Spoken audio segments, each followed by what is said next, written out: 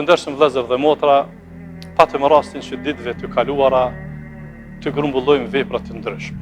Patëm një periudhë, një sezon shumë të veçantë për të afruar te Zoti i Madhërisht me vepra të ndryshme, me agjerim, me sadaka, me lutje, lexim të Kuranit, përmendje të Zotit. Ja që sot ka ardhur dita e festimit. Prandaj shfrytëzoj rastin që t'u uroj të gjithëve festën e Kurban Bayramit, duke lutur Zotin e Madhërisht për pranim të veprave, duke u lutur që Zoti i Madhërisht na mundson që të kemi në vazhdimsi festa të cilat na afrojnë te Zoti i Madhërisht.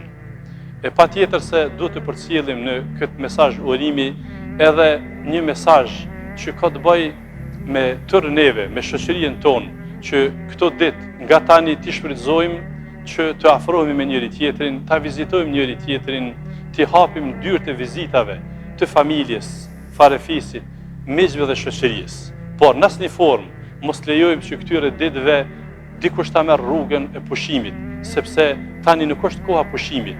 Festat janë për të festuar dhe jo për të pushuar. I vije koha pushimeve, por siç e kemi pasur tradit në vendin tonë, shekuj me radhë që ditëve të festës është festu, është gëzu i madh dhe i vogël, burra dhe gra. Prandaj ta përcjellim këtë vlerë, sepse mbi bazën e këtyre vlerave edhe jemi ndërtu edhe ne. E gëzofshim të gjithë dhe dhash Zoti që të kemi edhe festat e tjera.